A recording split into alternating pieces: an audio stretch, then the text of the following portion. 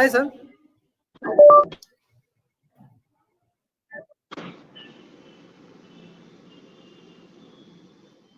आवाज आ रही सर?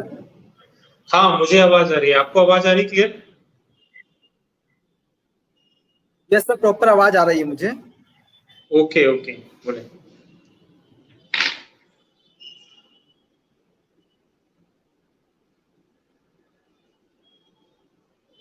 एक मिनट सर। जी। अगर सभी को आवाज, जो लोग हमसे जुड़ने लग गए हैं, अगर उन तक आवाज आ रही है तो कृपया कमेंट करके बताएं। जो लोग हमसे जुड़ गए हैं, अगर हमारी आवाज आप तक पहुंच रही है तो आप कमेंट करके बताएं। 1 मिनट, फिर हम स्टॉक को स्टार्ट करते हैं।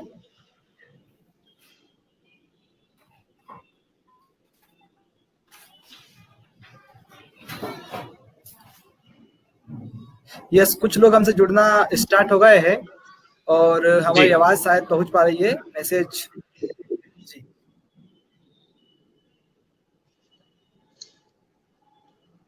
यस, आ रही है आवाज, आ रही है।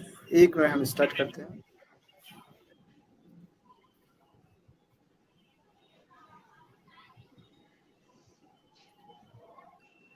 हाँ तो सभी साथियों का दांगी प्रभाव पर हार्दिक स्वागत है। नमस्कार। सबसे पहले मैं दांगी प्रभाव पर श्री भगवत सर का हार्दिक स्वागत करता हूँ। सर, आपका स्वागत है। धन्यवाद देवराज जी, आपका धन्यवाद जो आपने मुझे मौका दिया यहाँ पर आकर बात रखने के लिए। आपको आपको आवाज आ रही है और मेरी सभी स्पष्ट? हमारे जी जी सर, आ रही है। और जो हमारे दर्शक ओके। हमें देख रहे हैं, उन सभी का भी मैं दांगी प्रभाव पर हृदय से करता हूँ। और सभी स्टूडेंट्स या उनके पेरेंट्स जो हमसे जुड़े हैं, उनसे कहना चाहता हूँ कि सबसे पहले तो इसको शेयर कर दे। और आपके जो सवाल है, आपको जो डाउट रहेगा, वो आप हमसे नोट डाउन कर ले। और जब हमारा टॉक एंड होगा, कुछ जो बेसिक सवाल, उसके बाद हम आपके सवाल में सर के साथ रखने का पूरा प्रयास करूंगा। आप तैयार रखें अपने सवाल। और हमारे साथ काफी लोग जुड़ गए, हम टॉक को स्टार्ट करते हैं। तो एक बार पुनः जी। हमारे साथ आपका सभी का स्वागत है। और आज मेरे साथ लाइव टॉक, जिसका नाम हमने करियर टॉक दिया है, उसमें हमारे साथ मौजूद है इंदौर के जाने माने शिक्षाविद और ऑनलाइन क्लास के माध्यम से सिविल सेवा के क्षेत्र में इतिहास रचने वाले। और खास बात यह है कि वो इंदौर मध्य प्रदेश के ही गौरव नहीं, बल्कि दांगी समाज की भी गौरव है। Shri Bhagwat Dangi sir, founder and CEO exam Guru ji. Sir, आपका दांगी प्रभाव पर हार्दिक स्वागत है। बहुत बहुत धन्यवाद। जी सर। सर, मैं पहला सवाल आपसे, क्योंकि हमारे जी। खास जो बच्चे हैं वो और 12th क्लास के हमने टारगेट रखा है, तो मेरा पहला सवाल ये कि जो हमारा टॉपिक है सिविल सर्विस और एमपीपीएससी की तैयारी हम कैसे करें, कि हम 12th के बाद से स्टार्ट कर दें। तो मैं पहला सवाल आपसे पूछना चाहता हूँ कि एमपीपीएससी होती क्या है, या सिविल सर्विस क्या होती है। और जिसका बच्चों में इतना क्रेज होता है कि 10th 12th के बाद के बच्चे सोचने लगते हैं हमें पीएससी करना है, हमें सिविल सर्विस में जाना है, तो क्या होती है, थोड़ा सा इस पर आप प्रकाश डालिएगा। देखिए, सिविल सर्विसेज वैसी सर्विसेज होती हैं, भारत में दो जो ढांचा है वर्तमान में, प्रशासनिक ढांचा अगर हम कहा जाए, तो प्रशासनिक ढांचे में आपने देखा होगा आपके जिले में जितने भी अधिकारी होते हैं, आपके तहसील में जितने अधिकारी होते हैं, और केंद्र के लेवल पर जितने भी अधिकारी होते हैं, यानी कुल मिलाकर केंद्र सरकार से लेकर राज्य सरकार और राज्य सरकार से जिला पंचायतें, इन सब को चलाने वाले, तहसीलों को चलाने वाले जो अधिकारी होते हैं, याद रखिएगा यहाँ पर मैं अधिकारियों की बात कर रहा हूँ। अधिकारीगण जो क्लास 1 क्लास 2 के अंतर्गत आते हैं, जैसे आपके कलेक्टर होते हैं, अगर मैं सामान्य सी भाषा में आपसे बात करूं, उप जिलाधिकारी होते हैं, एसपी होते हैं, डीएसपी होते हैं, यानी कि पुलिस में और प्रशासन में जितने भी अधिकारी कर्मचारी होते हैं, उनकी नियुक्ति की जाती है आईएएस और पीसीएस के माध्यम से। तो आईएएस के माध्यम से जो नियुक्ति होती है वो आपके कलेक्टर बनते हैं, फिर उसके पहले एसडीएम वगैरह बनते हैं, कलेक्टर बनते हैं, फिर सचिव, उप सचिव होते हुए मुख्य सचिव तक, और केंद्र सरकार में भी अलग अलग पदों पर अपनी सेवाएं देते हैं। वहीं राज्य अगर सेवा की बात करें, जैसे एमपीपीएससी की हम बात करें, तो एमपीपीएससी में जो चयनित अधिकारी होते हैं वो एसडीएम के रूप में, उप जिला अधीक्षक के रूप में, जेलर के रूप में, और तहसीलदार के रूप में, नायब तहसीलदार के रूप में, सीटीओ के रूप में, तो अलग अलग पदों पर जो अधिकारी कर्मचारी होते हैं वो अपने अपना सेवाएं देते हैं। और ये जो नियुक्तियां होती है वो जो केंद्र के स्तर की अगर हम बात करें तो यूपीएससी के द्वारा होती है, यूनियन पब्लिक सर्विस कमीशन के द्वारा। तो वो एक परीक्षा हर साल आयोजित करता है। उस परीक्षा के 3 स्टेजेस होते हैं, उसको क्वालिफाई करने के बाद में आप अधिकारी बन सकते हैं। वहीं अगर राज्य की बात करें, राज्य में भी एमपीपीएससी मध्य प्रदेश लोक सेवा आयोग, वो हर साल एक परीक्षा आयोजित करता है। उस परीक्षा में भाग लेने के बाद में आप में से कोई भी व्यक्ति, याद रखिएगा, उसमें किसी प्रकार का कोई दुर्भाव नहीं रखा जाता कि आप फला जाति से होना चाहिए, फला वर्ग से होना चाहिए, फला एजुकेशन। अगर आपने सिर्फ ग्रेजुएट आप हैं तो आप कुछ भी बन सकते हैं। आपको इसमें ये नहीं करना पड़ेगा कि ग्रेजुएशन में आपको इतने परसेंटेज चाहिए। तो कुल मिलाकर कहने वाली बात ये कि ये जो प्रशासनिक ढांचा भारत का है, प्रशासनिक ढांचे को चलाने वाले जितने भी अधिकारी हैं, वो सब के सब सिविल सेवाओं से आते हैं, चाहे वो यूपीएससी हो, चाहे वो एमपीपीएससी हो। जी सर, दूसरा सवाल ये कि जनरली जो स्टूडेंट्स होते हैं उनके मन में उठता है कि हम एमपीपीएससी की तैयारी कैसे करें या सिविल सर्विस की तैयारी कैसे करें, उसका क्या तरीका होना चाहिए या क्या माध्यम होना चाहिए कि हम उसको आसानी से करें, तो उसके बारे में आपका क्या कहना है? जी देखिए, सबसे पहले तो मैं आप सभी लोगों से जो भी इस वीडियो को देख रहे हैं और खासकर जो आने वाले समय में परीक्षा की तैयारी करना चाहते हैं, उनसे मैं एक निवेदन करूंगा। निवेदन ये करूंगा, खुद से ये पूछने से पहले कि आप तैयारी कैसे करें, उससे पहले ये पूछिए कि आप तैयारी क्यों करें। अधिकांश बच्चे क्या होते हैं आज के समय में, एक फैशन टाइप का बन गया है कि वो प्रशासनिक सेवा में जाएंगे। क्यों जाएंगे? क्योंकि उनका दोस्त जाना चाहता है। क्यों जाएंगे? क्योंकि उनके माता पिता ऐसा चाहते हैं। क्यों जाएंगे? क्योंकि बाकी सब लोग ऐसा चाहते हैं। क्यों जाएंगे? क्योंकि वहां पर बड़ा अच्छा काम है, अधिकारी है। ऐसा नहीं होता एक्चुअल में। ये जो रास्ता होता है बड़ा कठिन होता है और थोड़ा सा लंबा भी होता है। ऐसे में वो व्यक्ति जिसके पास जेन्युइन रीजन होगा जाने का, क्यों जाना चाहता है, आप कैसे जाएंगे, ये बहुत आसान है अगर आपको ये पता चल जाए कि आप क्यों जाना चाहते हैं। बहुत से बच्चे मैंने देखे हैं, वो सिर्फ या तो माता पिता की वजह से आते हैं, या दोस्तों की वजह से आ जाते हैं, या कई कारणों से यहाँ पर आ जाते हैं और बाद में अपना समय खराब करते हैं, माता पिता का पैसा बर्बाद करते हैं। तो उससे सबसे पहले मैं आप लोगों से कहना चाहूंगा कि पहले ये तय कर लें कि आखिर क्यों जाना है। अगर आपके मन में कुछ समाज में परिवर्तन लाने का विचार है, अगर आप चाहते हैं कि आप परीक्षा में आकर या फिर परीक्षा को पास कर सकते हैं, ये भर काफी नहीं, क्योंकि परीक्षा को पास करना एक्चुअल में एक स्टेज है। उस परीक्षा को पास करने के बाद में उस सर्विस में बने रहना एक बड़ी बात है और उसके लिए लगातार आपको संघर्ष करना पड़ेगा। तो ऐसे में सबसे पहले तो ये तय कर ले कि आपको परीक्षा में जाना क्यों है, राइट। अब ये अगर आपके मन में क्लियर है कि आपको इसलिए जाना, आपका रीजन आपके पास एकदम स्पष्ट है और ये स्पष्ट है, तो फिर आपके सामने तैयारी शुरू हो जाती है कि अब आपको जाना कैसे है। अब कैसे के लिए आपके पास 2 स्टेजेस हैं, या तो आप यूपीएससी की तैयारी करेंगे या एमपीपीएससी की तैयारी करेंगे। यूपीएससी और एमपीपीएससी हर साल अमूमन परीक्षा आयोजित कर लेता है, फिर भी किन्हीं कारणों से 1-2 साल का गैप हो जाता है, हर साल परीक्षा आती है। दोनों में बहुत सिमिलरिटीज हैं। सिमिलरिटीज मतलब ये नहीं कह सकते कि दोनों एक परीक्षा की तैयारी करने के बाद आप दोनों परीक्षा की तैयारी कर सकते हैं। सिमिलरिटीज मतलब पैटर्न लगभग दोनों का एक जैसा है। आपको पहले प्रारंभिक परीक्षा देनी पड़ेगी, प्रारंभिक परीक्षा को क्वालिफाई कर जाएंगे आप, उसके बाद मुख्य परीक्षा आएगी जो लिखित परीक्षा होगी। उसमें एक परीक्षा में 6-7 पेपर आपको देने पड़ेंगे, 6 पेपर देने पड़ेंगे। एमपीपीएससी में अगर आप तैयारी कर रहे हैं, यूपीएससी में तैयारी कर रहे हैं तो उसके लिए ज्यादा पेपर आपको देने पड़ेंगे। लिखित परीक्षा के बाद में जिन लोगों का सिलेक्शन होगा उनको इंटरव्यू के लिए बुलाया जाएगा। इंटरव्यू के बाद जो नंबर मिलेंगे, इंटरव्यू के और मुख्य परीक्षा को जोड़ने के बाद में एक मेरिट तैयार होगी, तो उसके आधार पर आपको सिलेक्शन मिलेगा। तो ये तो हुई प्रक्रिया की बात। अब कैसे में जाया जाए, उसके लिए बहुत सिंपल सा तरीका है। अगर आपके बेसिक्स क्लियर हैं, एमपीपीएससी या यूपीएससी आपके बेसिक्स से आपसे प्रश्न पूछती है कि जो स्कूल में आपने पढ़ा था एक्चुअल में सिर्फ वही आपसे पूछा जाता है कि स्कूल्स में जो पढ़ी हुई चीजें हैं क्या आपके वो क्लियर है, क्या आपके सारे डाउट्स क्लियर है। तो जिनको तैयारी शुरू करनी है वो सबसे पहले कुछ ना करें, वो शुरुआत करें एनसीईआरटी की बुक से। 6वीं से लेकर 12वीं तक की एनसीईआरटी बुक्स आपको मिल जाएंगी। उससे क्या हो जाएगा, आपकी नींव बन जाएगी, आपका बेस बन जाएगा, और जिसका बेस जो मजबूत हो जाएगा, नींव मजबूत होगी, तो बाकी की जो इमारत खड़ी होगी वो बहुत आसानी से खड़ी हो जाएगी। और कई सारे लोग क्या गलती करते हैं, बेसिक्स क्लियर करने पे उतना ज्यादा फोकस नहीं करते। वो क्या चाहते हैं कि ठीक है यार, हो गया यार, कोचिंग में जाके पढ़ लेंगे, बेसिक्स तो हमारे क्लियर है, स्कूल में पढ़ ही ली थी। तो ये इससे काम नहीं चलेगा। जब तक आपके बेसिक्स क्लियर नहीं होंगे तब तक आप परीक्षा में क्वालिफाई नहीं कर पाएंगे। ये आपको बहुत अच्छे तरीके से मान लेना है। अब रही बात समय की, इसमें थोड़ा सा समय लगता है। समय कैसे लगता है? आपको लगातार तैयारी करते रहना पड़ती है, आपको लगातार डेली मतलब कंटिन्यूटी बना के रखनी पड़ती है। बहुत सारे लोग क्या करते हैं, जोश जोश में आते हैं, शुरू में महीना भर, 2 महीना, 3 महीना, 4 महीना पढ़ा, उसके बाद फिर उनकी जो चीजें ढलान पे आना चालू हो जाती हैं और एक समय के बाद वो पटरी से पूरी तरह से उतर जाते हैं। तो ये नहीं करना है, इसको नहीं करना है। ये कब नहीं होगा? जब आपको पता होगा कि आपको तैयारी करना क्यों है। मैंने इसलिए बोला था आप सबसे पहले कि आप पहले ये जान लीजिए कि आपको तैयारी करना क्यों है। क्योंकि क्यों, देखिए यूपीएससी एमपीएससी एक पहाड़ है, अगर इसे हम पहाड़ की तरह देखें तो कोई भी इसे पार कर सकता है अगर उसके पास एक मजबूत रस्सी है तो, राइट। मजबूत रस्सी अगर वो पहाड़ के ऊपर की तरफ फेंकेगा, अटकाएगा और उसके सहारे क्या करेगा, वो पहाड़ पे चढ़ सकता है।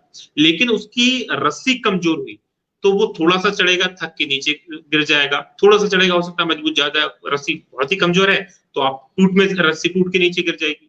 तो रस्सी मजबूत का मतलब ये है आपका रीजन जो सिलेक्ट होने के लिए आप चाहते हैं, आपका रीजन आपको करना क्यों है, वो रीजन जितना जितना मजबूत होगा उसको उसकी मंजिल आसानी से मिलेगी और उतनी जल्दी मिल जाएगी। जी देवराज जी। हाँ सर, मैं ये जानना चाह रहा था, जैसे आपने बताया कि हमारा जो गोल है कि हम क्यों करना चाहते हैं वो क्लियर होना चाहिए, वो आपने सही बोला है।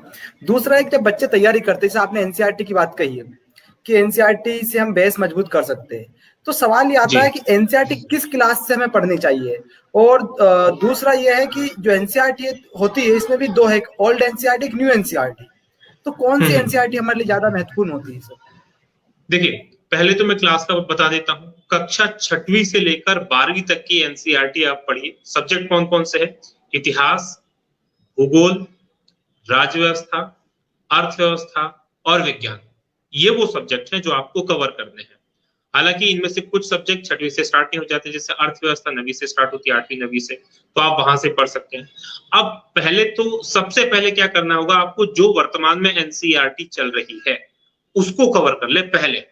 फिर कुछ सब्जेक्ट हैं, जैसे इतिहास की बात करें तो इतिहास में कुछ सब्जेक्ट्स हैं, मतलब इतिहास में कुछ एनसीईआरटी जो पुरानी चलती है, तो आप पहले जो नई एनसीईआरटी है उनको अच्छे से कवर कर लें और उनको कवर करने के बाद में स्पेसिफिक सब्जेक्ट में आप जाएंगे पुरानी एनसीईआरटी के लिए। सारी पुरानी एनसीईआरटी आपको नहीं पढ़नी है, लेकिन हाँ नई एनसीईआरटी सारी आपको पढ़नी है, ताकि कंटेम्प्रेरी में जो कुछ भी नए चेंजेस हुए उनसे आप अवगत हो जाएं, राइट। और पुरानी एनसीईआरटी कुछ स्पेसिफिक विषय में कुछ स्पेसिफिक सब्जेक्ट्स होंगे जिनको आप काउंटर करना चाहते हैं, तो उनके लिए आप पुरानी एनसीईआरटी पे जा सकते हैं।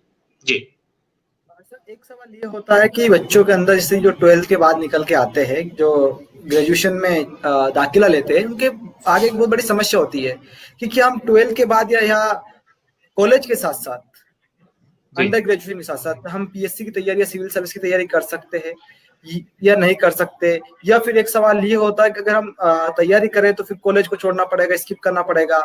तो एक कौन सी स्टेज होती है जो इस तैयारी के लिए सबसे बेहतर होती है? मेरा मतलब सवाल ये है। देखिए, मेरा व्यक्तिगत रूप से मानना यह है कि सबसे बेहतर स्टेज अगर आप तैयारी की है तो वो 12वीं के बाद से है। उस 12वीं के बाद से इसलिए है कि वर्तमान में अगर हमारे कॉलेजेस की हालत देखी जाए तो 3 साल में आपके कॉलेजेस आपको इतना निकम्मा बना के रख देते हैं कि आप एक्चुअल में फिर कुछ भी करने के लायक नहीं बचते। ये जो हमारी रियलिटी है, वर्तमान की जो शिक्षा पद्धति है, उस शिक्षा पद्धति की सबसे बड़ी रियलिटी यही है। आप 12वीं तक रेगुलर पढ़ाई करते हैं, आपको क्लास में 4-4 5-5 घंटे बैठना आता है, आपको लिखना आता है, आप सब कुछ जानते हैं, आप एकदम तैयार होते हैं पढ़ने के लिए।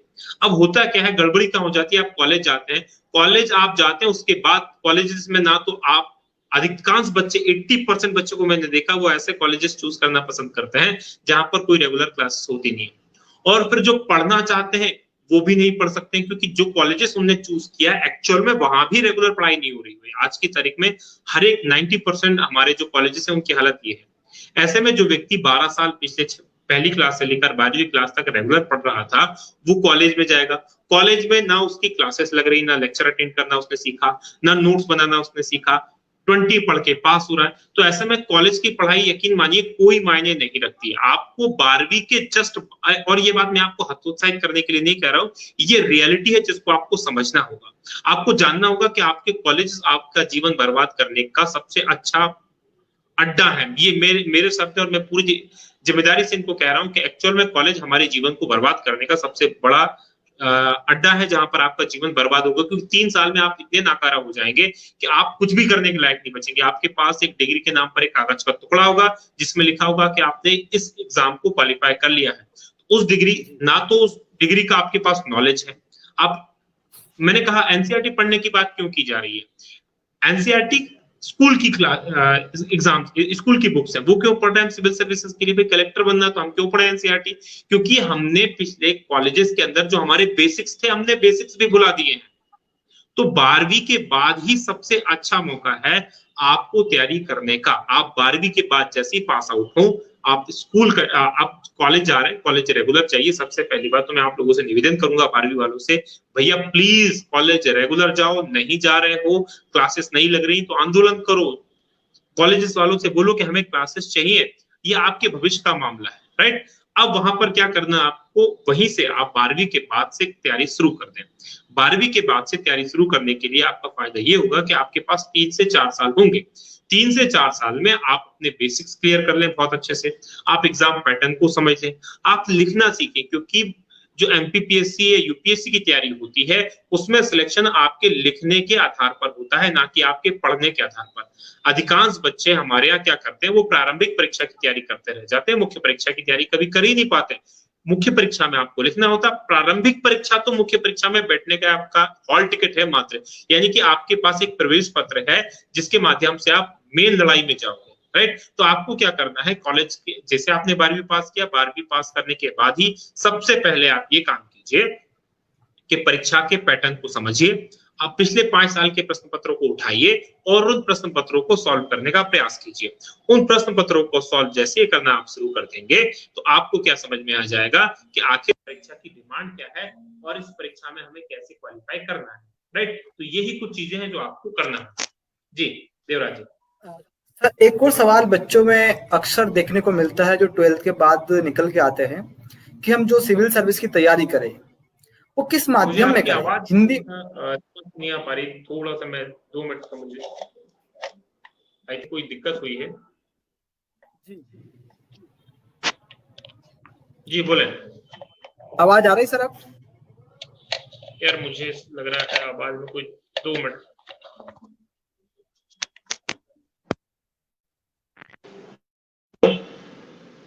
हाँ अब आवाज आ रही?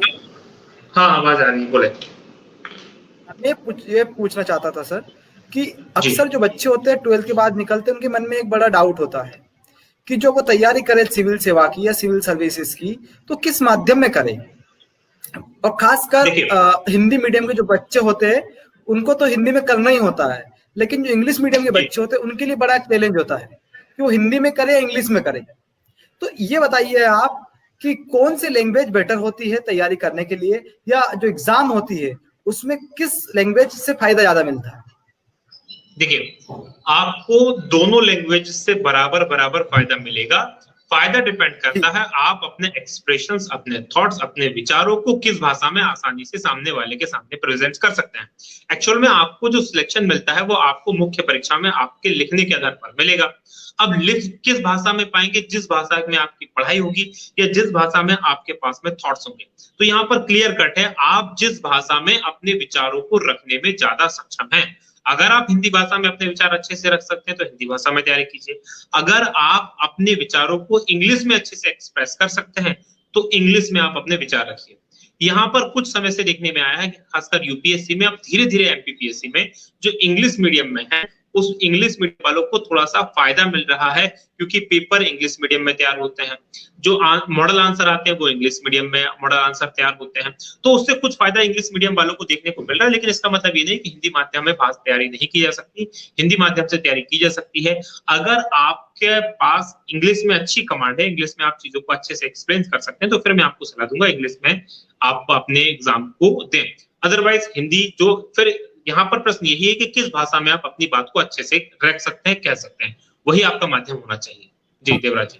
कहने का एक ही हमारा जो थॉट ऑफ एक्सप्रेशन है, ये हमारी जो अभिव्यक्ति की जो तरीका है वो सही होना चाहिए, उस भाषा को हम चुन सकते हैं। एक सवाल ये भी होता है बच्चों के अंदर कि जब हम सिविल सेवा की तैयारी करने लगते हैं तो अक्सर देखा गया है सी सेट को लेकर बच्चे चिंतित रहते हैं। खासकर बच्चे ये सोचते हैं कि हमारा मैथ्स अच्छा नहीं था तो सी सेट में एटीट्यूड वगैरह मैथ्स आता है तो हम थोड़े घबराए रहते हैं। तो सी सेट का कितना महत्व है एग्जाम में, जो बच्चे चिंतित रहते हैं सी सेट को लेकर, उसके लिए आपका क्या कहना है? देखिए, सी सेट जो होता है इतना, देखिए उसमें सिर्फ क्वालिफाइंग होता है सर। यहाँ तो पहले आपको ये समझना है कि सी सेट जो होता है वो क्वालिफाइंग होता है, यानी कि आपको कट ऑफ जो होता है सिर्फ वही पास करना होता है। 30% 40% होता है अधिकांश में, तो 40% आप स्कोर कर पा रहे हैं तो फिर आपको परेशान होने की कोई आवश्यकता नहीं है, यहाँ पर ये समझ लीजिए। और मैं नहीं मानता कि इतना बड़ा ये सब वो है, क्योंकि आप सिविल सर्विसेज की अगर आपको तैयारी कर रहे हैं तो इतना तो कम से कम आपको एप्टीट्यूड आना ही चाहिए कि आप उसमें क्वालिफाई कर जाएं। तो क्वालिफाइंग नेचर का होता है, आप कुछ ना करें, पिछले 4-5 साल के पेपर उठाएं सी सेट के और उन पेपर्स को सॉल्व करने का प्रयास करें। अगर आप 30-40% आप 40% से ज्यादा स्कोर कर पा रहे हैं तो आपको किसी बात की परेशानी की आवश्यकता नहीं होगी, आपको परेशान होने की बिल्कुल आवश्यकता नहीं होगी, आप आराम से सिलेक्शन ले पाएंगे। दूसरा सर ये होता है जो बच्चे 12th के बाद निकलते हैं उनके मन में, या 10th के बाद जिनका एम होता है हमें सिविल सेवा में जाना है, वो ये इस विषय को लेकर, इस क्वेश्चन को लेकर चिंतित होते हैं कि उनको कौन सा सब्जेक्ट लेना चाहिए। यानी कि अगर 10th में बच्चा है, 11th में गया है तो सोचता है मैं आर्ट्स लूं या साइंस लूं जो हमारे सिविल सेवा के लिए बेटर होगा, या फिर जो कॉलेज में गया है 12th पास आउट है वो सोचता है कि मैं बीए करूं जो मेरे लिए फायदेमंद हो। तो ऐसा क्या कोई सब्जेक्ट जो विशेष सब्जेक्ट होता है या महत्वपूर्ण मतलब सपोर्टिव होता है क्या इस एग्जाम में, या फिर कोई सा भी सब्जेक्ट हो चल जाता है? देखिए मतलब यहाँ एक बात बहुत क्या एक बिल्कुल मैं समझ गया, आपके प्रश्न को समझ गया मैं। यहाँ पर मैं बहुत सिंपल तरीके से आपको बताना चाहूंगा। अभी कुछ समय में देखने में आ रहा है कि जो खासकर यूपीएससी है और एमपीपीएससी भी है, उसमें ऐसे लोग टॉप कर रहे हैं, अधिकतर सिलेक्शन ले रहे हैं जो इंजीनियरिंग बैकग्राउंड से आ रहे हैं या मेडिकल बैकग्राउंड से आ रहे हैं, जबकि आर्ट्स वाले बच्चे पिछड़ रहे हैं। यहाँ पर सब्जेक्ट इंपॉर्टेंट नहीं है। देखिए, जिसको खेलना आता है, जिसको क्रिकेट खेलना आता है अच्छे से, वो चौके छक्के लगा ले, उसके लिए कोई फर्क नहीं पड़ता कि वो इंग्लैंड में खेल रहा है, ऑस्ट्रेलिया में खेल रहा है, न्यूजीलैंड में खेल रहा है या भारत में खेल रहा है। और जिसको खेलना नहीं आता उसके लिए कोई फर्क नहीं पड़ रहा कि वो कहाँ खेल रहा है। जिसको पढ़ना आता है, पढ़ने का तरीका पता है, उसके लिए सब्जेक्ट इतना बड़ा मैटर है ही नहीं।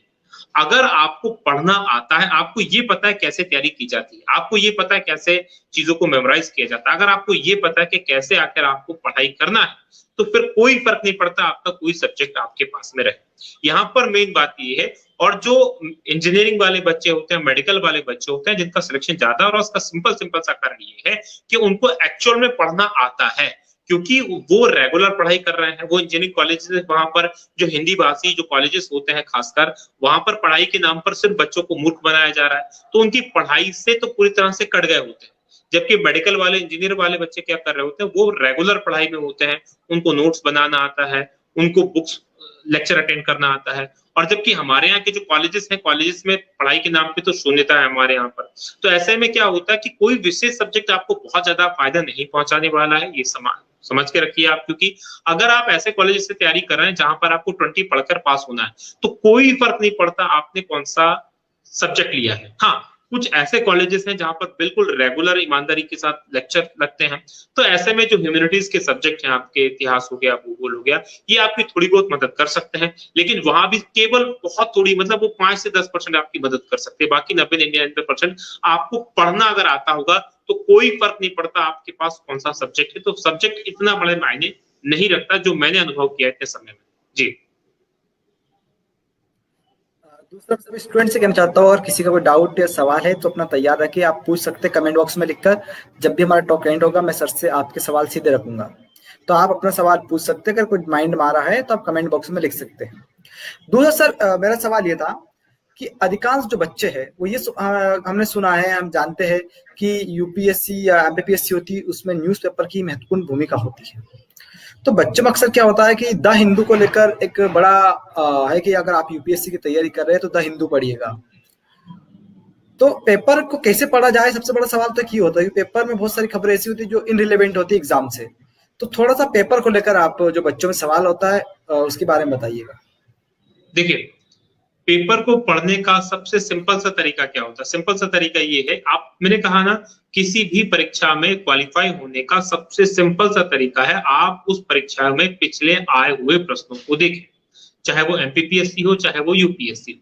यूपीएससी के पिछले 4 से 5 साल के पेपर्स को आप एनालिसिस करें सबसे पहले, और एनालिसिस करने के बाद में आपको करना ये होगा कि फिर आप उसमें जो आए हुए सवाल है जो करंट अफेयर से थे, उन करंट अफेयर के प्रश्नों की प्रकृति को समझें।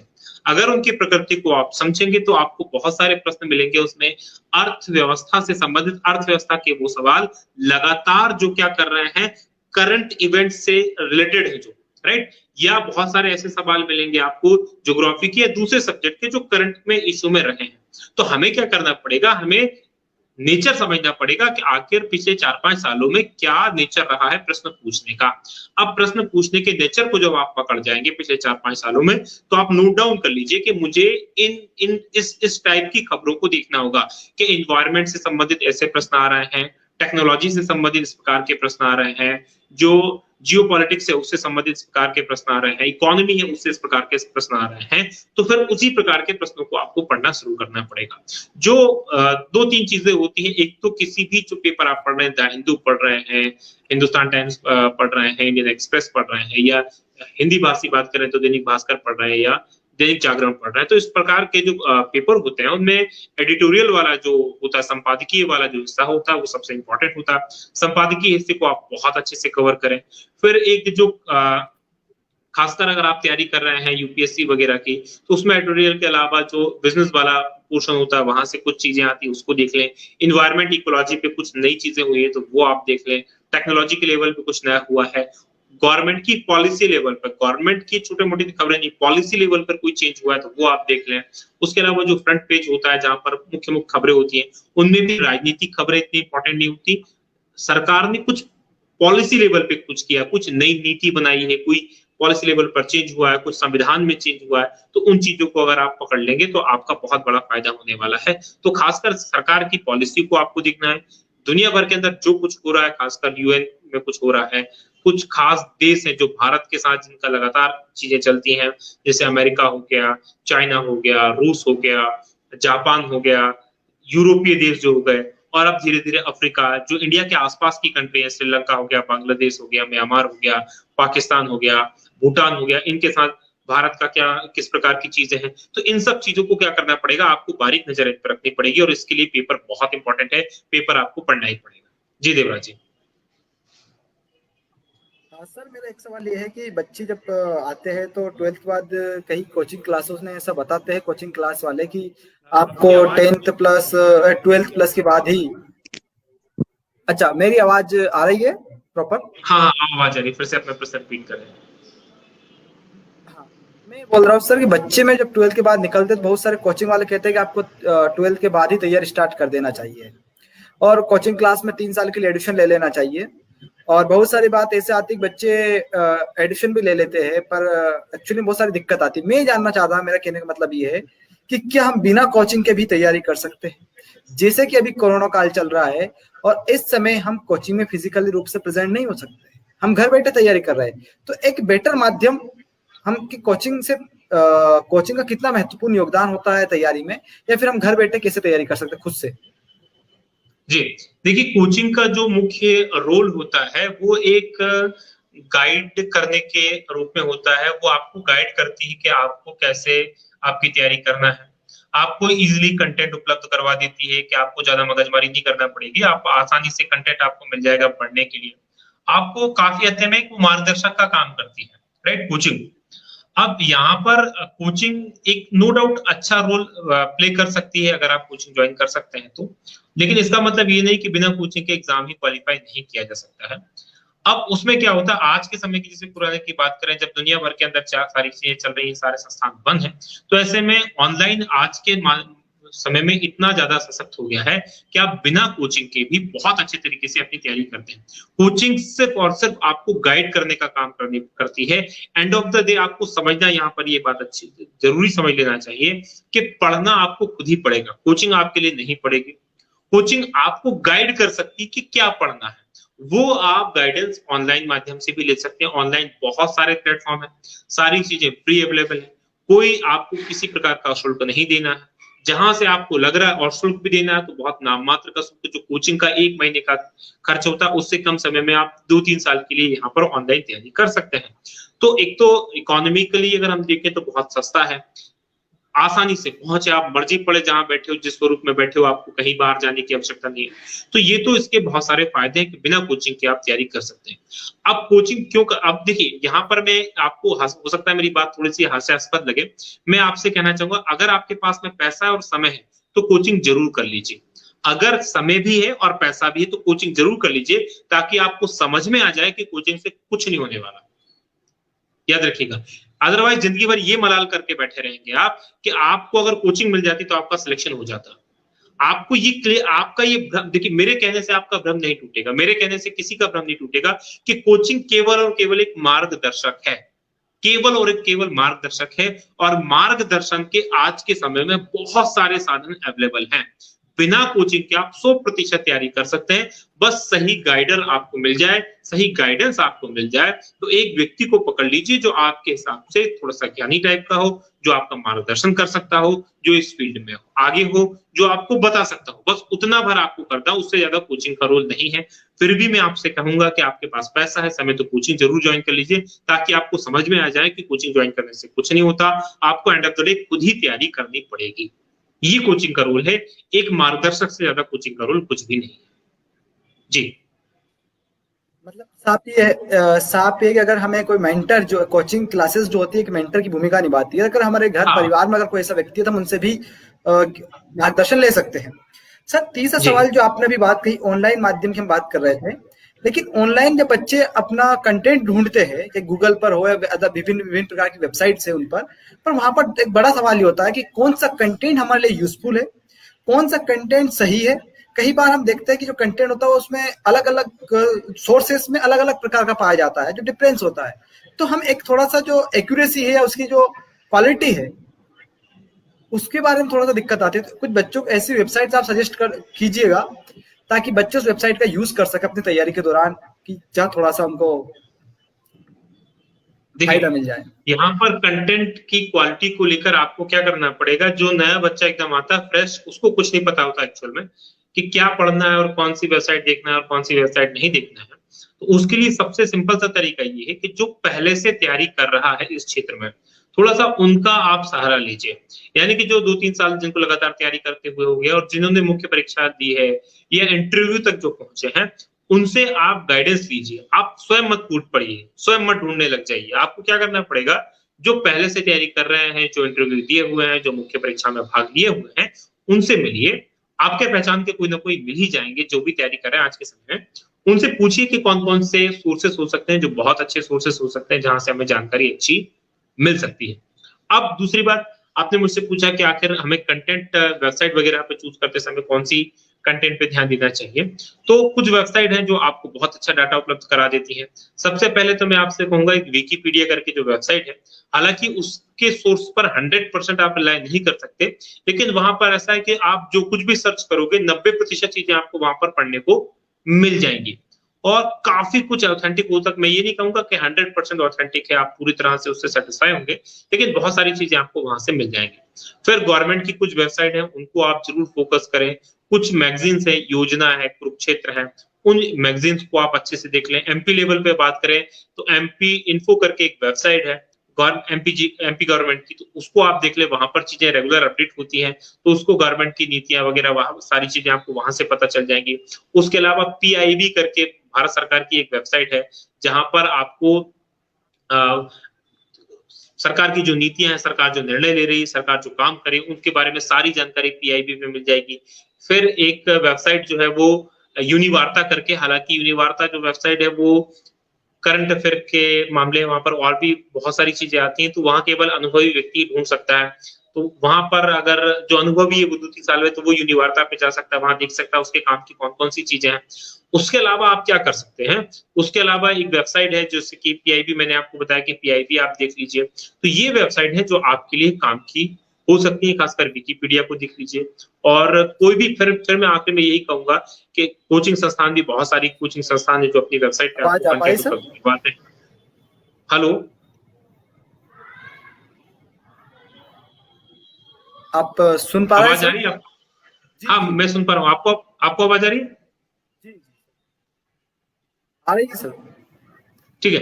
तो आप कोचिंग संस्थानों की वेबसाइट, लेकिन वहां पर भी मैं आपसे ये कहूंगा कि आप जो पहले से तैयारी कर रहे हैं, जो मुख्य परीक्षा जिन्होंने दी हुई है, तो एक बार उनसे कंसल्ट कर लें, वो आपको और बेहतर तरीके से इसके बारे में अपडेट कर सकते हैं, जो भी तैयारी करने वाले हैं। जी देवराज जी।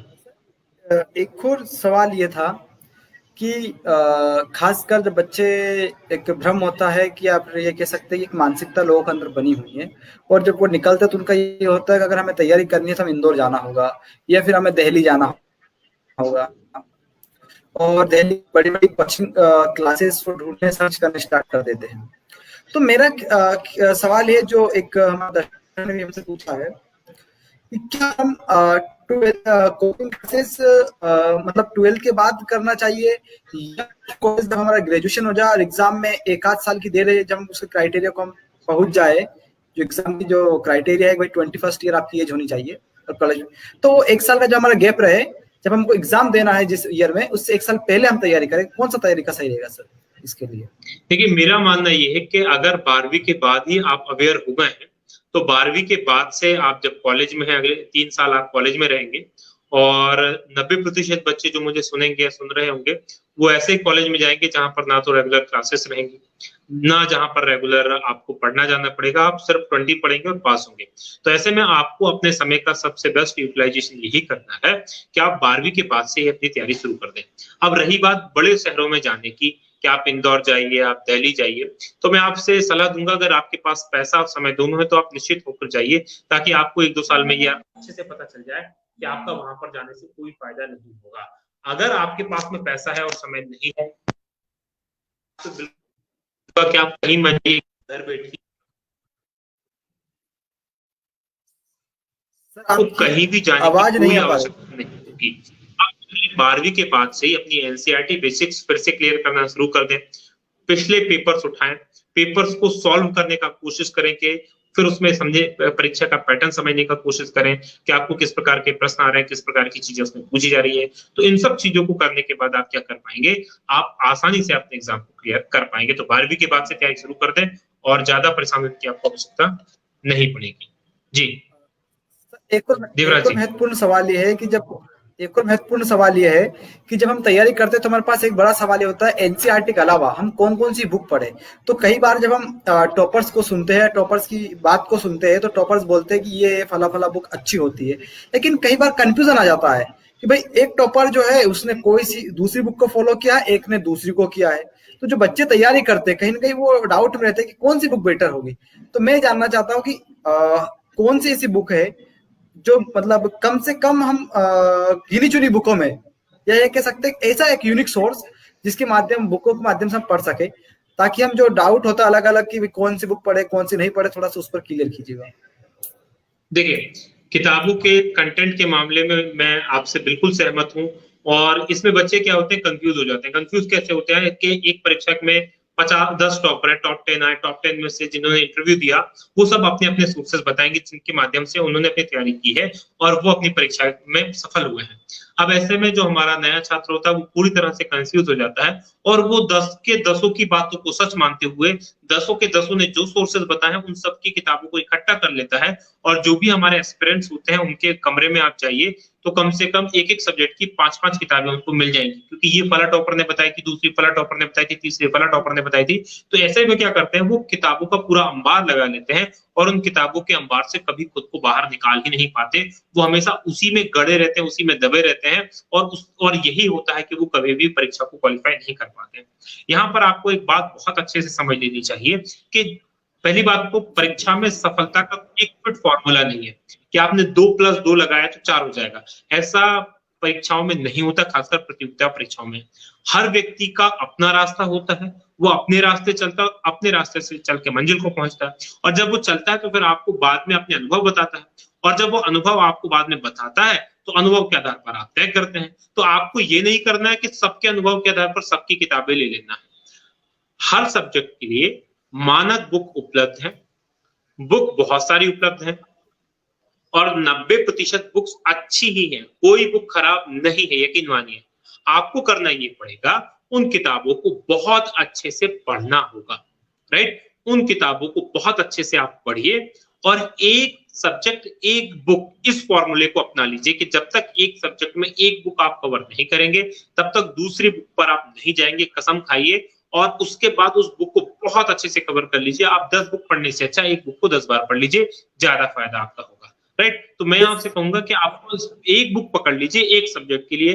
किसी ने भी बताई हो 90% बुक में 90% कंटेंट सेम होता है, 10-15% कंटेंट ऊपर नीचे होता है, तो वो बाद में आप कवर कर सकते हैं। आपको पहले एक सब्जेक्ट एक किताब, इस फॉर्मूले को अगर आप लेकर चलेंगे तो आपका सिलेक्शन कोई भी नहीं रुक रहा। आप सब्जेक्ट के हिसाब से मार्केट में बुक अवेलेबल है, हर एक सब्जेक्ट की बुक कर लीजिए। उससे पहले आप एनसीईआरटी पढ़ लीजिए, एनसीईआरटी से आपके बेसिक्स क्लियर हो जाएंगे। बाकी जो ऊपरी इमारत कवर करनी है आपको, तो मार्केट में बहुत सारी बुक्स अवेलेबल है, तो उनके स्पेसिफिक नाम लेने की आवश्यकता नहीं है। जब आप तैयारी करने आएंगे तो आपको सबके नाम मिल जाएंगे। एक किताब पकड़ना, बस ध्यान ये रखना होगा आपको कि एक से ज्यादा किताब आप मत पकड़िए। जी, मतलब कहने का एक हम ये मान सकते हैं कि 10 किताबें अलग अलग पढ़ने से अच्छा एक किताब को, एक बुक को हम 10 बार पढ़े तो ज्यादा बेटर होगा। बिल्कुल बिल्कुल बिल्कुल। दूसरा सर, मैं ये जानना चाह रहा था आखिरी में आपसे कि जब हम तैयारी की प्रिपरेशन करते हैं तो कई बार हमने जो टॉपर्स है उनकी टॉप में सुना है या बहुत सारे मेंटर्स है वो बताते रहते हैं कि जो सिलेबस होता है, एग्जाम का जो सिलेबस होता है वो बहुत महत्वपूर्ण होता है। और दूसरा आप इससे जोड़ना चाहता हूँ कि हम तैयारी के साथ साथ सिलेबस का तो हमें कितना महत्वपूर्ण योगदान हो सकता है उस पर आप बताइएगा। दूसरा ये कि जब हम तैयारी कर रहे होते हैं तो सिलेबस के साथ साथ सिलेबस में भी बहुत सारी चीजें होती है, बहुत एक बुक होती है, बुक में बहुत सारा कंटेंट होता है, लेकिन हम उस कंटेंट को कैसे एक हमारे लिए जो उचित है या हमारे लिए फायदेमंद है उसको कैसे छाटे या उसमें से कैसे निकाले, मतलब मेरा कहने का ये थोड़ा सा इस पर। जी देखिए, किसी भी परीक्षा को पास करने के लिए जो सिलेबस होता है वही सबसे इंपॉर्टेंट रास्ता होता है, क्योंकि आपका जो रास्ता क्लियर करता है ना, वो सिलेबस ही रास्ता आपका क्लियर करता है। आपको नहीं पता, जैसे आपने पूछा भैया मुझे एक किसी शहर में जाना, तो आज तो जीपीएस है, राइट, गूगल है, आपको बता देगा कि आपको इस शहर जाना है तो ये रास्ता आप पकड़िए। तो सिलेबस वही रास्ता होता है जिस रास्ते पर चलकर आप अपनी मंजिल को प्राप्त करेंगे। तो सिलेबस से बाहर जाना आपके लिए बड़ी मूर्खता होगी। ऐसे में कई लोग क्या करते हैं, जब तैयारी शुरू करते हैं तो वो ये समझते हैं कि हमें इस सब्जेक्ट में प्रकांड पंडित बनना है, विद्वान बनना है, जबकि जो एमपीपीएससी है, यूपीएससी है, उसने अपने सिलेबस में क्लियर किया हुआ है कि आपको इसमें विशेषज्ञ नहीं बनना है, इसमें आपको सामान्यज्ञ रहना है। यानी कि एक सामान्य पढ़े लिखे व्यक्ति से जिस बात की जानकारी की इच्छा की गई होती है वही जानकारी आपको रखना है। आपको इसमें विशेषज्ञ नहीं बनना है, विषय विशेषज्ञ नहीं बनना है। अधिकांश बच्चे क्या करते हैं, विषय विशेषज्ञ बनने के चक्कर में वो आउट ऑफ ट्रैक हो जाते हैं, सिलेबस से उतर जाते हैं। वो इतनी ज्यादा चीजें पढ़ना स्टार्ट कर देते हैं कि उनको उस सब्जेक्ट में पीएचडी करना है। तो पहली बात तो हमें, जब तक हमारे सामने सिलेबस नहीं होगा हम हमेशा रास्ते से भटकेंगे। जैसे आपके पास जीपीएस नहीं, आप कहीं जा रहे हैं, आपने रास्ता देखा नहीं, जीपीएस है नहीं, तो क्या करेंगे, आप कभी इधर चले जाएंगे, कभी उधर चले जाएंगे, कभी, तो आपकी जो मंजिल है वो काफी लंबी हो जाएगी, आपको पहुंचने में बड़ा समय लग जाएगा। तो आपको क्या करना पड़ेगा, सिलेबस के साथ बिल्कुल बंध के रहना पड़ेगा। तो आपको सिलेबस तो कंठस्थ होना चाहिए, जो आप पढ़ रहे हैं आपको पता होना चाहिए कि ये मेरे सिलेबस में है, ये मेरे सिलेबस में नहीं है। अब दूसरी चीज के सिलेबस में से भी किताब में हमें कितना क्या छोड़ना है, क्या पढ़ना है, उसके लिए सिंपल सा कुछ ना करें, पिछले 5 से 10 साल के पेपर को उठाएं और पिछले 5 साल से 10 साल के पेपर को उठाने के बाद उन पेपर्स में क्या क्या पूछा गया है वो देख लें, क्या क्या छोड़ा गया वो देख लें। जितना पूछा गया उतनी तैयारी कर लें, जो नहीं पूछा गया तो हमें उसमें ज्यादा ज्ञानी बनने की आवश्यकता नहीं है। जी देवराज जी। दूसरा सवाल सर ये है कि जब बच्चे तैयारी करने लगते हैं तो एक चीज और आती है कि कई बार ऐसी हमारे अंदर या कोचिंग क्लासेस वालों ने या लोगों ने से बना दिया कि इंटरव्यू अलग होता है। तो क्या हम इंटरव्यू की तैयारी अलग से करनी पड़ती है? मेरे हिसाब से हम जब प्री की तैयारी करने लगते हैं तभी समय, क्योंकि इंटरव्यू कहा जाता है कि टेस्ट होता है जो आपकी पर्सनैलिटी का टेस्ट होता है, पीटी होता है एक तरह का। तो वो तो हम 12th के साथ ही हमें डेवलप करना चाहिए हैबिट्स, या फिर उसकी एक स्पेसिफिक तैयारी करनी चाहिए? देखिए, स्पेसिफिक तैयारी कुछ मदद कर सकती है, थोड़ी बहुत मदद कर सकती है, आपकी 30% 40% आपकी मदद कर सकती है। बाकी रेस्ट ऑफ जो आपका 60 70 80% है वो एक्चुअल में वो है ही आपका व्यक्तित्व का परीक्षण। क्या आप एक्चुअल में पर्सनालिटी के रूप में कैसे हो, वो ज्ञान आपका देख चुके हैं, उन्हें पता आप ज्ञानी आत्मा व्यक्ति हो। ज्ञानी आपका ज्ञान कब देख लिया उन्होंने, आपका ज्ञान देख लिया वो आपने प्रारंभिक परीक्षा पास की है, आपने मुख्य परीक्षा पास की है, तो उन्हें पता है आपको आता है। राइट। यहाँ पर तो मुख्य जो इंटरव्यू होता है वहां पर केवल ये देखा जाता है व्यक्ति के तौर पर किस प्रकार की चीजों को हैंडल करते हो।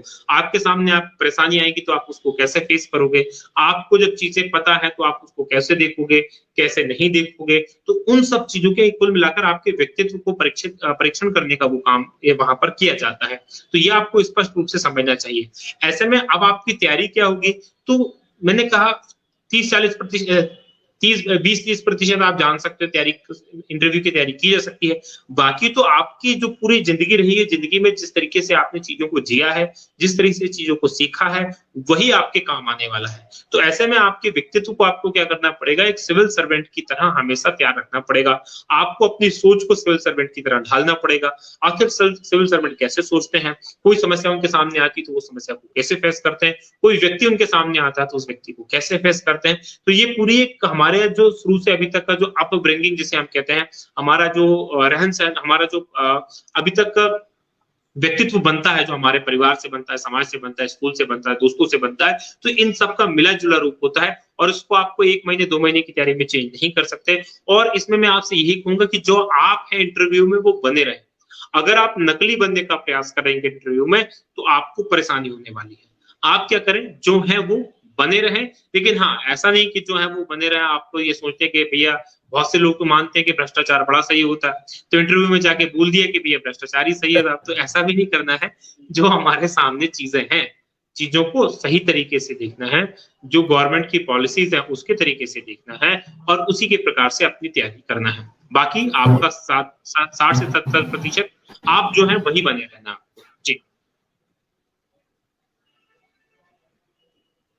कि दर्शक के जो सवाल थे, जो स्टूडेंट्स के जो सवाल थे, आगे जी मुझे आपकी आवाज प्रॉपर नहीं आ रही, आपकी आवाज शायद कट रही है। इसके अलावा एक स्टूडेंट का सवाल है जी, हिंदी नहीं करना चाहिए। शीतल आर्य का सवाल है, हिंदी नहीं करना चाहिए क्या सर जी? नहीं, हिंदी नहीं करना चाहिए मतलब मैं समझ पा रहा हूँ उनका सवाल। उनका सवाल ऐसा है कि क्या हिंदी की स्पेशल जो तैयारी होती है वो नहीं करना चाहिए क्या? हिंदी का कोई मतलब वेटेज नहीं है क्या एग्जाम में? नहीं, मैं ये बिल्कुल हिंदी विषय को देखिए, हिंदी अगर विषय के रूप में, देखिए यहाँ पर मीडियम की भी बात हो सकती है। अगर मीडियम की बात है कि हिंदी मीडियम में करना चाहिए, इंग्लिश मीडियम में करना चाहिए, तो मैं आपको स्पष्ट बता चुका हूँ। जिस भाषा में आप अपने विचारों को अच्छे से एक्सप्रेस कर सकते हैं, जिस भाषा में आप अपनी बात को अच्छे से लिख सकते हैं, सोच सकते नहीं, जिस भाषा में अपनी बात को अच्छे से लिख सकते हैं, तो उस भाषा में आपको तैयारी करनी है और उसी भाषा में आपको एग्जाम देना है। ये तो ही मीडियम की बात। अब दूसरी बात आपसे ये पूछी जाती है कि आखिर सब्जेक्ट के रूप में हिंदी बड़ा इंपॉर्टेंट भाई। अगर एमपीपीएससी की आप तैयारी कर रहे हैं तो एमपीपीएससी में आपको एक सब्जेक्ट ही हिंदी है, 5वां पेपर हिंदी का है। बिना हिंदी पढ़े आप कैसे एग्जाम को क्वालिफाई कर पाएंगे? उसी प्रकार से यूपीएससी में भी हिंदी आती है, तो हिंदी को आप इग्नोर तो कर ही नहीं सकते। हिंदी इंग्लिश ऐसे सब्जेक्ट हैं जो आपको क्वालिफाइंग होना ही चाहिए, क्योंकि आप भारत में जो रहेंगे, खासकर नॉर्थ के जो क्षेत्र है, वहां पर आपको हिंदी में ही कामकाज करना है। हिंदी भाषी राज्य है, तो वहां पर आपको काम करना है, तो हिंदी आपको आना चाहिए। तो हिंदी तो छुड़ा ही नहीं जा सकता किसी भी रूप में। जी, एक और स्टूडेंट का सवाल है सर, जो कॉमन हर स्टूडेंट पूछता है जब भी उसको मौका मिलता है, हमें कितने घंटे पढ़ना चाहिए? हमने सुना है 10 से 12 घंटे, 14 घंटे पढ़ना चाहिए। देखिए, ये उसी प्रकार का प्रश्न है कि मैं कितने घंटे दौड़ूं कि मैं एग्जाम को क्वालिफाई, या मैं कितने घंटे दौड़ूं कि मैं ओलंपिक का मेडल जीत लूं। ये ओलंपिक मेडल जीतने जैसा है। यहाँ आपकी लड़ाई खुद से है, खुद के साथ साथ जो दूसरे लोग हैं उनसे भी आपकी लड़ाई इन द सेंस का मतलब कि वो कितनी तैयारी कर रहे हैं। क्योंकि ये एक ऐसा नहीं कि आपको एक जैसे परीक्षा में पास होने जैसा नहीं है। परीक्षा में पास होने का मतलब ये कि आप सामान्य यूनिवर्सिटी की परीक्षा देते हैं, स्कूल की परीक्षा देते हैं, तो वहां आपको एक नंबर पता होता है कि यार इतना नंबर अगर मैं उससे ज्यादा ले आया तो मैं पास हो जाऊंगा। 33 नंबर होता है अधिकांश में कि 33 नंबर अगर मेरे 100 में से है तो मैं पास हो जाऊंगा। जबकि अगर आप कॉम्पिटिटिव एग्जाम्स की बात करते हैं तो यहाँ ऐसा नहीं होता। यहाँ आपको क्या करना पड़ता है, जितनी नंबर ऑफ सीट्स होती है उन नंबर ऑफ सीट्स के अकॉर्डिंग ज्यादा से ज्यादा नंबर लेकर आना होते हैं। जरूरी नहीं, हो सकता है कि आप 80% नंबर लेके आए तो भी आपका सिलेक्शन ना हो सकता है आप 60% अंक लेके आए उसी में सिलेक्शन आपका हो जाए। तो डिपेंड करता है नंबर ऑफ सीट कैसी है, प्रश्न पत्र कैसा आया है। तो ऐसे में घंटों में आप परीक्षा की तैयारी को नहीं माप सकते, ये आप यकीन मानिए। फिर भी अगर आपको फिर भी घंटों में ही मापना है।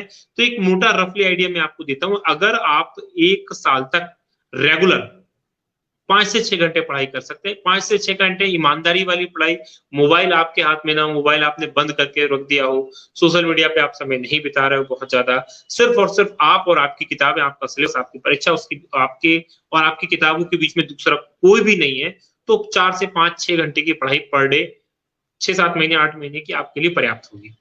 जी। मनीष दांगी लिख रहा है, thanks sir ji for guide civil services. जी। सुरेश दांगी जी लिख रहे हैं, सिविल सर्विस की तैयारी करने में कोचिंग का कितना महत्व है, इस बारे में भी कुछ बताएं।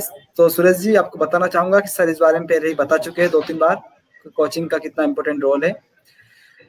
उसके बाद राजस्थान से लिख रहे हैं रामचंद्र जी, बहुत बढ़िया सर जी।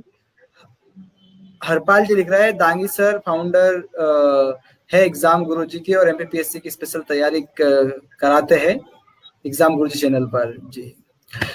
एक और सवाल, कोचिंग ओनली वातावरण निर्माण करता है और महत्वपूर्ण नहीं है कि आप खुद कितना करते हैं या खुद कितनी मेहनत करते हैं, किसी का ने लिखा है। ठीक है, कोई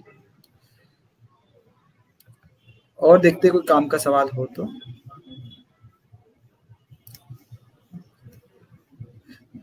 सर के लिए मेरा एक मैसेज है, शांति रचित दांगी लिख रही है, dates a good job, thank you for giving path and direction to youths of our society, this will help to build a better community in our caste as well our state, good wishes, steps makes change। Thank you. Hemraj Dangi लिख रहे हैं, nice talking for career growth of youth, that's nice way for social help. और एक सुरेश दांगी का subject है, sir कोई subject weak हो तो उसे कैसे कवर करे।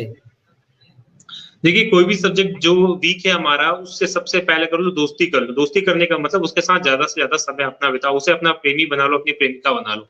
करना क्या होगा, जो सब्जेक्ट आपको लग रहा है आपका वीक है, उस सब्जेक्ट को लेकर सबसे पहले देखो क्या होता है कि हम में से अधिकांश लोग, हमारा ह्यूमन नेचर एक्चुअल में इसी प्रकार का, हम इसी प्रकार से गढ़े गए हैं। कई बार जो चीजें हमें कठिन लगती है हम उसको छोड़ते हैं, इग्नोर करते हैं। यहाँ अगर आपने किसी सब्जेक्ट जो आपका वीक है उसको इग्नोर करना शुरू कर दिया, तो वही सब्जेक्ट आपकी नैया को डुबो देगा पूरी की तरह से। ये समझिए कि आपने बहुत शानदार नाव बना रखी है और उस नाव में एक बड़ा सा छेद आपने छोड़ दिया है। तो सबसे इंपॉर्टेंट काम जो आपको करना है कि आपको नाव तो शानदार बनानी ही बनानी है, उस नाव में कोई भी आपको छेद नहीं छोड़ना, अदरवाइज आपकी नाव डूब जाएगी। तो आपको ऐसे में क्या करना पड़ेगा, जिस सब्जेक्ट से आपको सबसे ज्यादा डर लग रहा है, पहले उसी सब्जेक्ट से काउंटर कर लीजिए कि चलिए भाई सब्जेक्ट कितना तू देखते हैं, आखिर तू ज्यादा बड़ा है कि मैं ज्यादा तेरे से बड़ा हूं। उस सब्जेक्ट से दोस्ती कर लीजिए। ना चाहते हुए वो बोरिंग लगेगा, कुछ समय आपको बोरिंग लगेगा, कुछ समय आपको लग सकता है कि वो आपको पका रहा है, थका रहा है, लेकिन एक थोड़ा अगर आप लगातार प्रयास करते रहेंगे, उस सब्जेक्ट को लगातार, उस सब्जेक्ट के बेसिक्स आप क्लियर करते रहेंगे। यहाँ पर ध्यान दीजिएगा, बेसिक बड़ा इंपॉर्टेंट है। अगर सब्जेक्ट के आपने बेसिक्स क्लियर कर लिए तो वो सब्जेक्ट आपको एक समय के बाद आपके सामने सरेंडर कर देगा और वो सब्जेक्ट भी आपके लिए बहुत ईजी हो जाएगा। तो आपको क्या करना पड़ेगा, लगातार उस सब्जेक्ट के साथ में अपने आप को जोड़े रखना होगा। जी सर मैं आखिरी सवाल आपसे लेना चाहता हूँ, जो बहुत इंपॉर्टेंट सवाल मुझे लग रहा है बच्चों के लिए। एक बार आप ये बताइएगा सर कि जो एमपीपीएससी में जो पेपर्स होते हैं GS1 और GS2 का प्री के टाइम पे, वो कितने मार्क्स के क्या होते हैं। दूसरा ये कि जो एमपीपीएससी मेंस में जो पेपर होते हैं वो कितने पेपर होते हैं और किस किस तरीके के होते हैं, थोड़ा सा, और इंटरव्यू वगैरह मार्किंग वगैरह के बारे में बताइएगा सर। देखिए, जो पहला जो एमपीपीएससी की अगर हम बात करें, पहले पेपर की बात करें तो 100 प्रश्न दोनों में आते हैं, GS1 GS2। दूसरा जो पेपर होता है, जो सीसेट का पेपर जिसे कहते हैं, वो क्वालिफाइंग नेचर का होता है। आपको 40% मार्क्स लेकर आने होते हैं। अगर आप 40% से ज्यादा स्कोर कर पा रहे हैं तो उसका अंक जो है आपके मेरिट में नहीं जोड़े जाते। जो पहला पेपर होता है वो 200 अंक का होता है, 100 प्रश्न होते हैं। और अभी तक जो देखने में आया है, अगर आप ओबीसी से हैं तो 70% से ज्यादा अगर आप स्कोर कर रहे हैं एग्जाम में, यानी 100 में से 70 प्रश्न आपके सही हैं, तो आप मुख्य परीक्षा के लिए चले जाते हैं। वहीं अगर आप जनरल से हैं तो 75% तक, 80% तक, मतलब 75% के आसपास तक अगर आप सही कर रहे हैं तो आपका सिलेक्शन हो जाता है। 72-75% यही रहता है जनरल से। बाकी अलग अलग कास्ट वाइज होता है ये। अगर एससी से हैं तो 60-65%, अगर एसटी से हैं तो 55 से 60% तक के बीच में अगर आप स्कोर कर रहे हैं तो आपका सिलेक्शन हो जाता है। तो ये तो बाकी प्रारंभिक परीक्षा की। प्रारंभिक परीक्षा में आपको 2 पेपर होते हैं। अब नया सिलेबस आ गया है 2020 में, तो थोड़ा सिलेबस में चेंज आ गया है। सीसेट तो एज इट इज है, जो पेपर 1 है उसके अंदर कुछ चेंज आया है। उसमें मोटा मोटी जो सब्जेक्ट होते हैं 10-11 सब्जेक्ट होते हैं। एमपीजीके आपका होता है, करंट अफेयर आपका होता है, स्पोर्ट्स आपका होता है, history, geography, polity, economy, science, environment, ये सारे सब्जेक्ट उसके अंदर आपको फेस करना पड़ते हैं, राइट। अब फिर आ जाते हैं मुख्य परीक्षा में। मुख्य परीक्षा में 6 पेपर होते हैं। 6 पेपर सबके सब रिटन होते हैं, सब में आपको लिखना पड़ता है। और लिखने के साथ साथ जो पहले 3 पेपर होते हैं वो आपके 300 अंक के होते हैं, राइट। और तीनों पेपर सबके सब इंपॉर्टेंट है। चौथा जो पेपर होता है वो आपका एथिक्स का होता है, 5वां पेपर हिंदी का होता है और 6वां पेपर आपका निबंध का होता है। तो इस प्रकार से 6 पेपर होते हैं और 6 पेपर के अंदर जो आप स्कोर करते हैं उसके माध्यम से एक मेरिट लिस्ट बनती है। और उन 6 पेपर में जो स्कोर आपका होता है उसमें जो मेरिट लिस्ट बनती है उसके आधार पर आपको इंटरव्यू के लिए बुलाया जाता है। याद रखिएगा, इंटरव्यू के लिए जो बुलाया जाता है वो मुख्य परीक्षा के मार्क्स के आधार पर बुलाया जाता है। प्रारंभिक परीक्षा का उसमें कोई लेना देना नहीं है। प्रारंभिक परीक्षा में केवल जो स्कोर करेंगे उससे आप मुख्य परीक्षा में पहुंच जाएंगे। मुख्य परीक्षा में फिर से आपको फाइट करनी है। मुख्य परीक्षा में जितने अंक होंगे उसके आधार पर आपको इंटरव्यू के लिए बुलाया जाएगा और फिर इंटरव्यू में जितने मार्क्स होंगे उनके आधार पर फिर मेरिट लिस्ट बनेगी और इंटरव्यू प्लस मुख्य परीक्षा के नंबर्स को जोड़ने के बाद में एक मेरिट लिस्ट बनेगी और उसी के आधार पर आपका फाइनल सिलेक्शन होगा। तो कुल मिलाकर कहने वाली बात यहाँ पर ये है, अगर आप मुख्य परीक्षा में जैसे देखेंगे जो सिलेक्शन हो जाता है अमूमन वो 60-65% अंक अगर आप लेके आ रहे हैं मुख्य परीक्षा में, 50-60% अंक के आसपास अगर आपके 60-70% तो आपका आराम से सिलेक्शन हो जाएगा। और उसी प्रकार से आप इंटरव्यू की बात करें तो इंटरव्यू एक्चुअल में आपको रैंक क्या मिलेगी इसके लिए ज्यादा इंपॉर्टेंट होता है। इंटरव्यू से आपकी रैंक डिफाइन होगी। अगर आपका इंटरव्यू में अच्छे मार्क्स है तो आपको अच्छी रैंक मिल जाएगी, आपके इंटरव्यू में कम मार्क्स है तो आपको रैंक कम मिलेगी। लेकिन जो मुख्य आपका सिलेक्शन होना है वो मुख्य परीक्षा के आधार पर ही होगा। हाँ, हालांकि अगर आपका मुख्य परीक्षा में बहुत ज्यादा स्कोर अच्छा है तो बहुत किस्मत आपकी खराब है तो ही आप परीक्षा में बाहर होंगे, अदरवाइज आपको सिलेक्शन तो मिल जाएगा। इंटरव्यू में कम अंक है, रैंक कम मिलेगी, छोटा पद मिलेगा, लेकिन आपको सिलेक्शन मिल जाएगा। आपकी किस्मत ज्यादा ही खराब है तो आप हो सकता है परीक्षा से बाहर हो जाएं, बाकी मुख्य परीक्षा में आपको अच्छा स्कोर करना पड़ेगा। जी, यानी कहने का है कि जो मेंस की एग्जाम होती है वो काफी महत्वपूर्ण होती है आपके सिलेक्शन को लेकर। सबसे ज्यादा इंपॉर्टेंट। मैं दर्शकों को बताना चाहूंगा कि मैंने जो मुझे लगे मैंने सभी क्वेश्चंस कवर करने का प्रयास किया। अगर आपका इतने भी मैं 2 से 5 मिनट का आपको समय देता हूँ, कोई सवाल है तो इम्पोर्टेंट तो आप पूछ सकते हैं। मैं आपको बता दूं सर के बारे में। सर एग्जाम गुरुजी नामक ऑनलाइन प्लेटफॉर्म के संस्थापक और फाउंडर और सीईओ है। इसके माध्यम से MPPSC and other competitive exam से उनकी, इसके अलावा बहुत सिविल सर्विस की जो प्रिपरेशन है सर कराते हैं उसमें से, और अदर कॉम्पिटिटिव में एसआई वगैरह वगैरह भी शामिल है, व्यापम की कोर्सेज भी है। आप उनके यूट्यूब चैनल पर भी सब्सक्राइब कर सकते हैं, एग्जाम गुरुजी के नाम से है। साथ में उनका एग्जाम गुरुजी जो संस्था है उसका अपना ऐप है, ऐप डाउनलोड कर सकते हैं। वहाँ पे करंट अफेयर डेली अपडेट्स होते हैं तो आप वहाँ से भी पढ़ सकते हैं। वेबसाइट विजिट कर सकते हैं। और सर जो ऐप है एग्जाम गुरुजी उसके माध्यम से आप पेड करके उसकी मेंबरशिप ले सकते हैं, सिलेबस परचेस कर सकते हैं, नोट्स वगैरह सब वहाँ पर अवेलेबल है। जिनको उचित लगता है वो विजिट कर सकता है। दूसरा सर मैं आपसे आखिरी में ये कि मेरे को जो लगा है मैंने पूरा विषय और सभी क्वेश्चंस कवर करने का प्रयास किया। अगर इतने में कुछ छूट गया हो मेरे से और आपको ऐसा लग रहा है जो इम्पोर्टेंट है जानकारी देने के लिए तो आप वो रख सकते हैं। जी, यहाँ पर एक बात मैं सबसे अंत में कहना चाहूंगा और सबसे इम्पोर्टेंट बात यही है, जो भी मेरे इस वीडियो को सुनने वाले मेरे दोस्त हैं, आप परीक्षा की तैयारी कर रहे हैं, आप पहला तो ये देख लीजिए कि आपको परीक्षा की तैयारी करना क्यों है। जब तक आपका क्यों आपको नहीं मिलेगा, यकीन मानिए आपके लिए परीक्षा उतनी ही मुश्किल होने वाली है, बहुत ज्यादा मुश्किल आपके लिए हो जाएगी। मैं तो ये कहूंगा लगभग असंभव सा प्रयास होगा अगर आपको नहीं पता है, और संभव भी आपने अगर बना लिया तो बाद में जाके आपको परेशानियां उठानी पड़ सकती हैं। जब एग्जाम में आप जब सिलेक्शन हो जाएगा तो आप वहां जाके परेशान रहेंगे, खुद भी परेशान रहेंगे, दूसरों को भी परेशान करेंगे। तो एग्जाम में जाने से पहले अपना क्यों खोज लीजिए और उसके साथ एक चीज जरूर कीजिए अपनी जिंदगी में, जिनको भी सफल होना है वो पढ़ना शुरू कर दे। पढ़ना मतलब किताबें, सिलेबस नहीं, मैं कहूँ सिलेबस के बाहर की चीजें आप पढ़िए। आप न्यूज़पेपर तो पढ़ते हैं, उसके अलावा कोई ना कोई किताब आपके पास हमेशा होनी चाहिए जो आप पढ़े। उससे 2 फायदे होंगे। जिस भाषा, जो मीडियम आपका, उसी मीडियम में आप पढ़े तो आपका क्या हो जाएगा, उससे शब्दों पर जो आपकी पकड़ है, भाषा पर जो आपकी पकड़ है वो बहुत अच्छी होगी। पहली चीज तो ये होगी आपको। दूसरी चीज, किताबें आपको हमेशा मोटिवेट करती हैं। आप फिक्शन पढ़िए, नॉन फिक्शन पढ़िए, मतलब जरूरी नहीं कि आप नॉन फिक्शन नहीं पढ़े साहब, हम तो बोले उपन्यास पढ़ने से क्या फायदा होगा।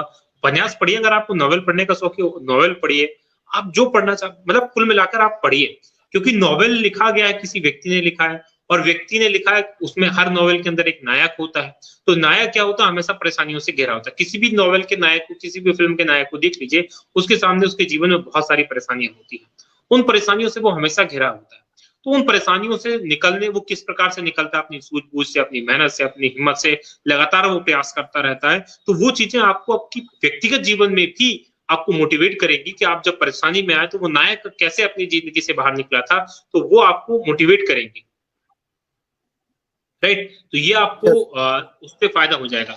दूसरी चीज आपको क्या करना है, दूसरी चीज आपको ये करना है कि आप अगर नॉन फिक्शन पढ़ रहे हैं, मतलब ऐसी चीज पढ़ रहे हैं, किसी ज्ञानी व्यक्ति की अपने विषय के बारे में पढ़ रहे हैं, तो वहां पर भी आपको फायदा ये हो जाएगा कि उस व्यक्ति ने अपने अनुभव से बहुत सारी चीजें लिखी हैं। किसी की जीवनी आप पढ़िए तो उसने अनुभव से अपनी चीजें लिखी हैं, तो उसका अनुभव जो उसने इतने समय में कमाया है, उस अनुभव को आप क्या कर सकते हैं, बहुत आसानी से प्राप्त कर सकते हैं, बहुत सस्ते में प्राप्त कर सकते हैं, और उससे आपका फायदा ले सकते हैं। तो मैं आपसे कहूंगा, जिंदगी में आप पढ़ाई करें, मतलब पीएससी क्वालिफाई, इस प्रकार के एग्जाम्स में आए या ना आए, जीवन के किसी भी क्षेत्र में आप जा रहे हो, तो किताबें आप अपने साथ रखिए, किताबें आप शुरू से आखिर तक आप पढ़िए। पर डे नियम बनाइए कि बिना आधे घंटा पढ़े दूसरी चीजें आप नहीं सोएंगे। आधा घंटा कुछ भी पढ़िए, लेकिन आप बिना पढ़े मत सोइए, स्वाध्याय कीजिए, क्योंकि यही आपके दिमाग को, आपके मन को खुराक देता है। जैसे हम डेली भोजन करते हैं ना, उसी प्रकार से हमारे दिल को, हमारे दिमाग को आवश्यकता होती है भोजन की, विचारों की, और वो किताबों के माध्यम से आपको मिल सकते हैं। आध्यात्मिक पढ़िए, समाज के बारे में पढ़िए, अलग अलग जगह से पढ़िए, जहां से पढ़ते हैं आप पढ़िए। आपकी आवाज में थोड़ी सी प्रॉब्लम आ रही है, आप चेक कीजिएगा। जी, आई थिंक नेटवर्क का कोई इशू है। Correct sir. एक और क्वेश्चन सर आया है, दीपमाला जी पूछ रही है, Deepmala Dangi ji, how to make notes for last 2 days before exam for revision. देखिए, नोट्स बनाते समय बच्चे, अधिकांश बच्चे क्या करते हैं, नोट्स को बड़ा, हमारे यहाँ एक बड़ी कहावत की जाती है, खासकर लड़कियों से मेरी ये शिकायत है, नोट्स बनाते समय वो इतना ज्यादा उसको रंगा चंगा कर लेते हैं। मेरे अपनी ठेठ भाषा में बोलूं, रंगा चंगा मतलब उसको 4-5 कलर के पेन वगैरह दे दिए, उसको बड़ा सजा धजा के, जैसे उस पे आपको कोई अवार्ड मिलने वाला, उस प्रकार के नोट्स नहीं बनाए जाते। नोट्स आखिरी आपको लास्ट समय के लिए अगर आपको बनाने हैं, तो सबसे पहले तो सिनॉप्सिस आप बनाइए। सिनॉप्सिस का मतलब क्या होता है, जैसे मैं सिंधु घाटी सभ्यता के बारे में पढ़ रहा हूँ, राइट, तो सिंधु घाटी सभ्यता में मेरे को सिनॉप्सिस अगर बनाना है, तो मुझे मेन चीजें जो पूरे सिलेबस की सिंधु घाटी सभ्यता के बारे में आउटलाइन है, उसका उद्भव कैसे हुआ, कहाँ से हुआ, इन सब चीजें के बारे में, नगर योजना क्या है, प्रमुख नगर कौन कौन से, सिर्फ उनके नाम लिख लिए, डिटेल में नहीं जाना हमें, कुछ भी डिटेल नहीं। तो एक तो सिनॉप्सिस आप बना लीजिए। सिनॉप्सिस से क्या हो जाएगा, आप आसानी से पूरा जो हमारा एग्जाम होगा उस चीज को समझ पाएंगे, पूरा कवर कर पाएंगे, पहली चीज। दूसरी चीज आप उसमें ये करिए कि आपको फिर नोट्स जो बनाए उसमें केवल उन चीजों को लिखें जो आपको नहीं पता है। यानी आउटलाइन तो आप लिख लें, उन आउटलाइंस में, नोट्स में केवल और केवल उन चीजों को लिखिए जो आपको नहीं पता है, और कम से कम शब्दों में लिखिए। जितना ज्यादा आप शब्द बढ़ाएंगे, उतना उनको रिवीजन करना, उनको फिर से पढ़ना आपके लिए बड़ा मुश्किल हो जाएगा। तो 2 चीजें कीजिए, कम शब्दों में लिखिए, जितना कम से कम शब्दों में लिखें, और केवल वही लिखिए जो आपको नहीं पता है। जो आपको पता उसको एक शब्द मत लिखिए, ताकि आपको जो पता उसमें क्या हो जाएगा, जब आप रिवीजन करेंगे तो वही चीजें रिपीट होंगी। तो जो आपको नहीं पता वो लिखिए, कम से कम शब्दों में लिखिए। जी, ये नोट्स बनाने की स्ट्रेटेजी है। Yes sir. मावली रमेश पटेल, मावली उदयपुर राजस्थान। चलो ठीक है सर, अंतिम बात, हम इस टॉक को ही एंड करने वाले हैं, काफी समय हो गया है।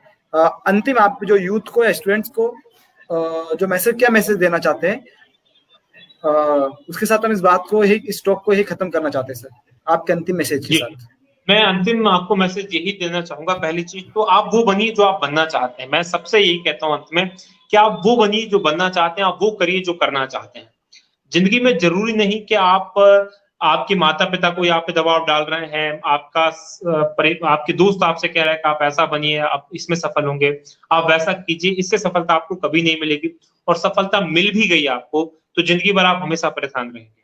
तो पहली चीज, अपने पैशन को पकड़िए, आप जिस काम में जुनूनी है उस जुनून को पकड़िए। आज का समय ऐसा है, 21वीं सदी में हम हैं, और आज का समय इतना अच्छा समय है कि आपको क्या करना पड़ेगा, कोई भी आप काम चुन लीजिए, हर काम में आज के समय में पैसा भी आपको मिल जाएगा, आपको इज्जत भी मिल जाएगी और आपको सारी चीजें मिल जाएंगी। तो कुल मिलाकर जिंदगी में 3 चीजें बड़ी इंपॉर्टेंट होती है। एक तो आपको आपके पास में अच्छा खासा पैसा हो, दूसरा समाज में आपकी इज्जत हो, और तीसरा आपको खुद को संतोष हो। जब आपको रात को सोए तो आपको लगे कि हाँ मैंने जिंदगी में कुछ अच्छा किया, आखिरी में जब मरने का समय आए तो आपको लगे कि हाँ जिंदगी से मैंने कुछ अच्छा किया है। तो इन तीनों चीजों को अगर आपको बैलेंस बना के प्राप्त करना है तो आपको वो काम कीजिए जो आपको पसंद हो, वो काम कीजिए जो आप करना चाहते हैं, और वैसे कीजिए जैसे आप करना चाहते हैं। हो सकता है आपके माँ बाप थोड़े समय के लिए नाराज होंगे, माँ बाप अंततः हमसे यही चाहते हैं कि हम जिंदगी में सुखी रहें और जिंदगी में आगे बढ़े, इससे ज्यादा हमारे माँ बाप को नहीं चाहिए होता है। तो आपसे यही कहना है मेरा कि आप लोग अपने पैशन को फॉलो कीजिए, आप जो करना चाहते हैं वो कीजिए, किसी के दिखावे में, किसी के बहकावे में, किसी को ये मान के कि चलो ठीक है यार ये फला व्यक्ति कर रहा तो मैं भी यही कर लूं, फलाने के लड़के ने कर लिया तो मैं भी यही कर लूं, मेरा दोस्त ये कर रहा तो मैं भी यही कर लूं, ऐसा मत कीजिए। अपनी जिंदगी को खिलवाड़ मत बनाइए, बहुत मुश्किल से मिलती है, और इसको पूरा एंजॉय कीजिए। तो इसी के बाद यही बात है जो मैं आपसे कहना चाहूंगा।